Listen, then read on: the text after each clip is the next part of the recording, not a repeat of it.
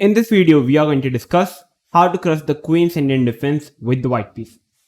Queen's Indian defense is an opening played from the black side, and it is considered very solid opening to play from the black side. And yeah, many top grandmasters have played it: Magnus Carlsen, Hikaru Nakamura, Anish Giri, Mamedyarov, Vishy Anand, Gary Kasparov. All the top players in the world have played this opening. Today we are going to crack this opening by looking at we are going to discuss complete repertoire to play from the white side. And after watching the video, you are simply going to be happy whenever you are going to face the Queen's Indian defense with the against the white pieces. You are the white and you are facing the Queen's Indian defense. So the video is going to be very critical, and after watching the video, you are simply going to fall in love with this opening. So now let's quickly check it out. So we are white and we start the game with 1d4. Queen's Indian defense starts with after knight f6, c4, e6, knight f3, and on the very third move, black plays the move p6. And this opening is known as the Queen's Indian defense. And the opening is very solid because black's idea is to develop the bishop on b7. Black usually plays bishop b4 check, short castle, d6, knight d7, sorry about that, knight d7, and the idea is to play c5 or e5. Mostly c5, but yeah. So it's a very solid opening, and there are many ways to continue the opening. The main move is to play the move g3. In this video, we are going to discuss a much better move, I guess. A much better move, I would say, which is a3. And the idea of a3 is very critical. a3 is the second most popular move. After a3, we are basically controlling the b4 square. And in mostly every line, black plays the move bishop b4 check and puts the pawns on the dark square. So we are basically taking away the b4 square, and now we are asking black the question: where are you going to put this horrible bishop from the f8 square? So a3 move is very good, and after a3, black plays the move bishop b7, naturally continuing the development. We play knight c3, and after knight c3, our idea is to play move d5. For example, if black plays something like bishop e7, we would love to play the move d5, and now you will see as our pawn is on d5, the bishop on b7 is simply bad, and there is no way black can remove this pawn from d5. Short castle, we are going to cement our pawn by playing the move e4, very strong move. Our idea is to play the move e5, so black have to stop it by playing d6. We play bishop e2, we take with the e pawn, rook e8, short castle, c6.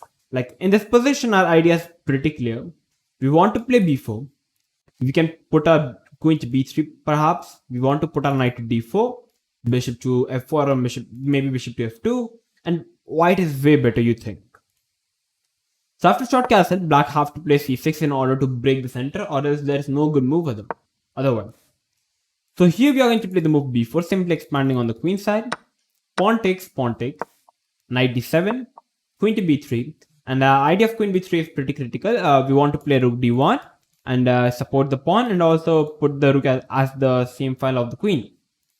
So after queen b3, black plays the move rook c8, the most natural looking move, putting the rook on the open file.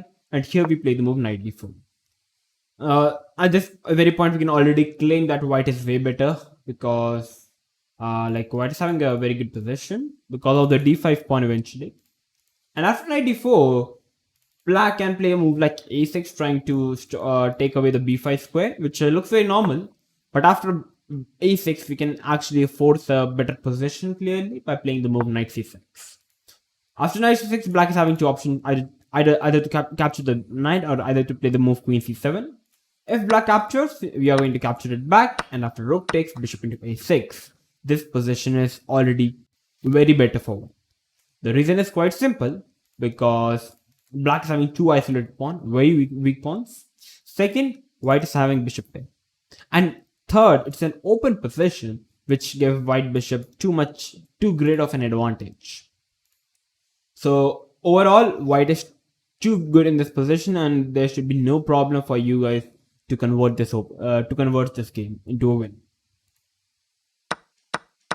So now let's discuss what happens if black plays another move, which is queen c7. After queen c7, we are having another powerful move, b5, cementing the knight. We have to capture, or else there's no good move. We are even going to play the move a4. So you have to take. We are going to take with the knight, hitting the queen, and our queen is actually trapped. So the only way for black to survive is to play the move knight c5, attacking the queen.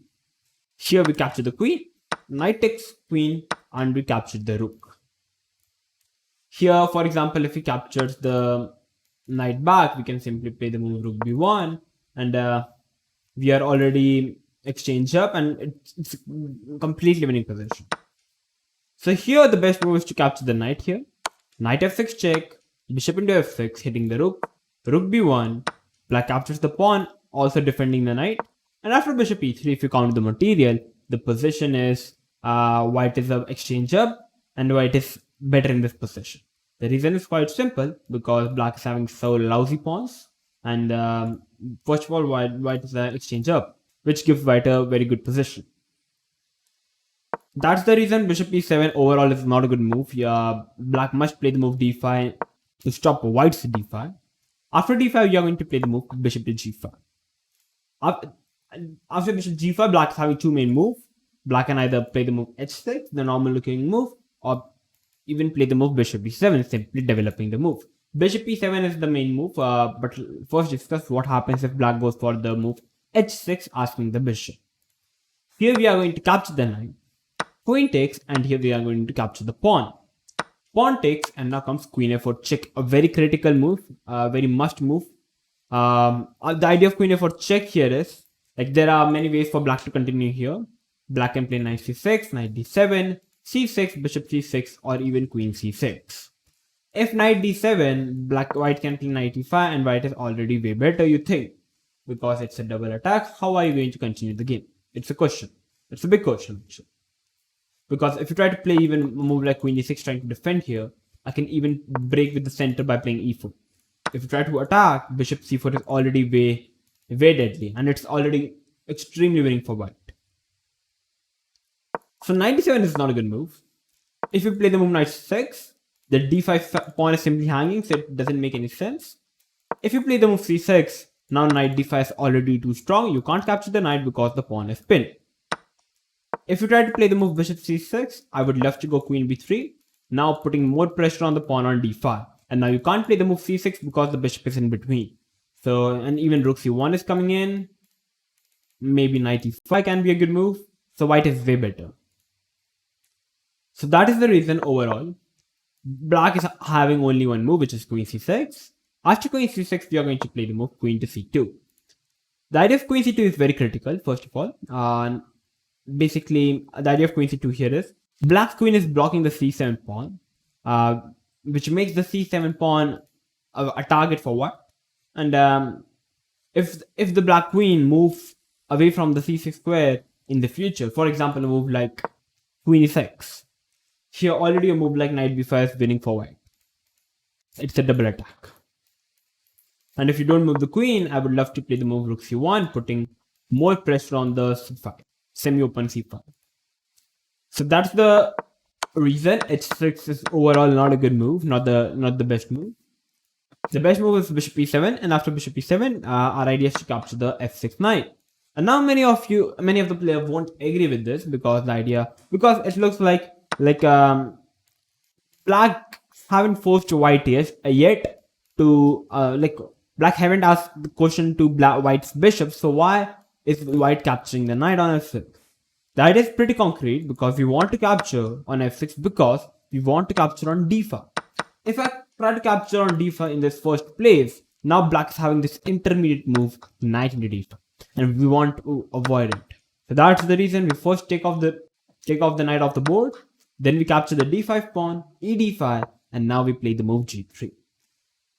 Black's bishop is simply staring at his own pawn, so we want to develop our bishop to g2, putting pressure on the d5 pawn. Short castle, bishop g2, c5. c5 is only move for black, or else how are you going to continue the game in this position? Because there's no way. Like, if you don't play the move c5, I would love to play rook c1, short castle, queen c2, putting more pressure on the pawn on c7. You must play the move c5, short castle, knight c6. If you try to capture the pawn, I would love to play knight into d4, and now black is already having an isolated pawn. So if black tries to continue with knight c6, we can play knight into c6, bishop into c6, and now comes some powerful move, queen to b3. That is pretty concrete. We want to play rook d1, putting pressure on the d5 pawn. And here black is having two critical moves. Black can either push the pawn to d4, or black can either capture the c3 knight. First, let's discuss what happens if black captures the knight. After take, we want to take with the queen, hitting the bishop. Rook c8, protecting the bishop and also hitting the queen. So we have queen d4. And I guess this position is practically good for white because white is the only one in the driver's seat.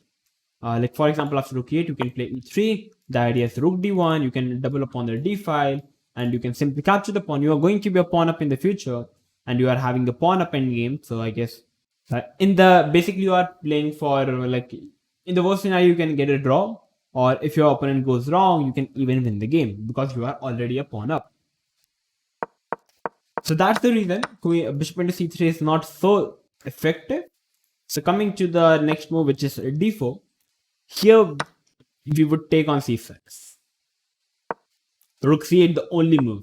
If you try to capture here, rook a d1 is coming up, and black is losing an exchange. So it's too good. It's winning for white. So that's the reason you must play the move rook c8, intermediate move, hitting the bishop and also hitting the knight. So here we are going to play the move rook d1, because if you pull back the bishop, it's not a good position after pawn takes, rook takes. That's the reason we gave up the bishop. Rook takes, and now we play the move e3. You can't capture the knight or the pawn because the queen is hanging. If you try to push the pawn, I would love to play the move knight to e4. And now the pawn is hanging, the bishop is hanging. It's too good for white. So basically, black has to play the move queen d7, or else if you try to move the queen, I can simply capture the pawn and I can be a pawn up. So queen d7, and here I can play the move knight to d5. A very good move. The idea is to capture the bishop and then capture the pawn on d4.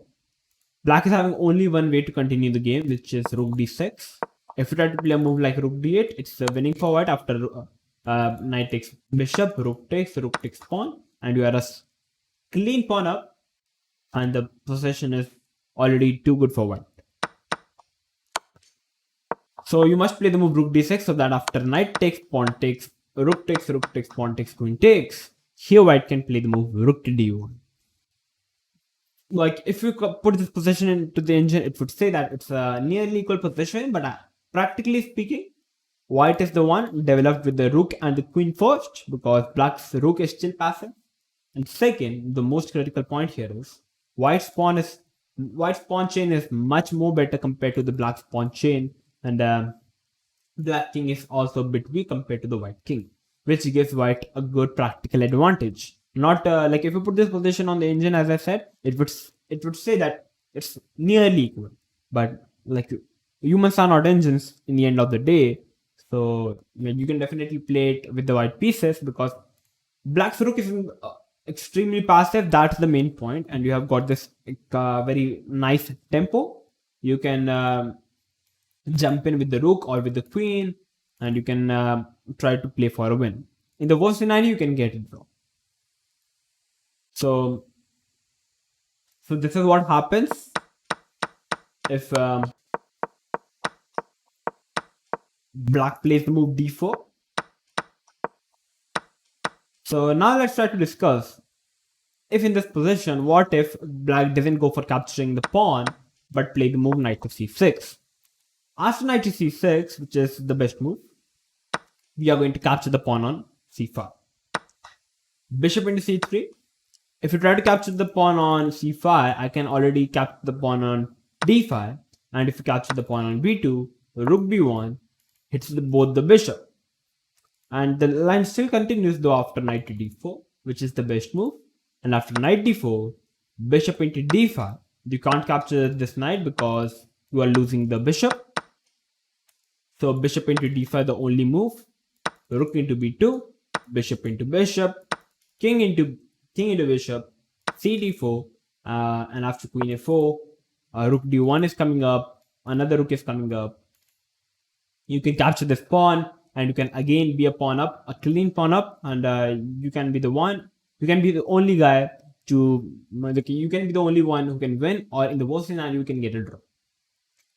A very solid line. So yeah.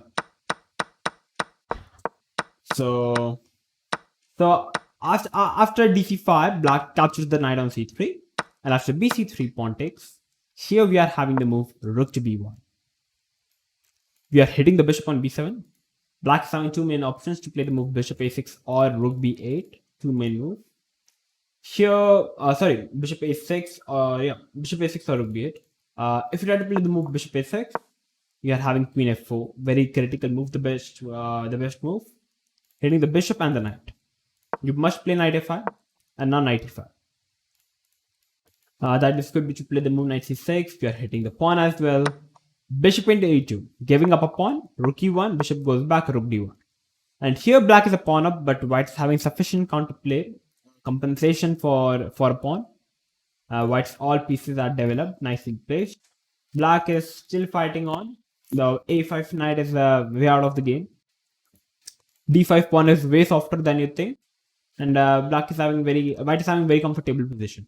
You can't make a random move like a rook b8, because like after rook b8 we have a knight into c4.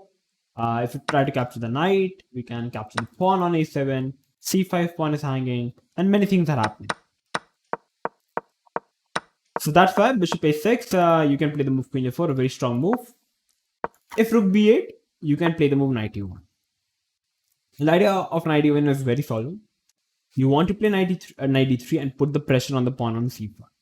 And if by any chance black tries to push the pawn, first of all, black is losing the pawn, and even if you were not liable to capture the pawn, you can even put your knight to c2. The dark squares are just too weak. The d5 pawn is simply a backward pawn by putting the pawn to e3, and there is no way, white is way too comfortable in the position, and white is winning. So after knight e1, it's a question here is how will black able to continue the game? The pawn is hanging on d5 for first of all. So here, if black tries to play the move knight d5, which is the best move, we can play the move knight to d3.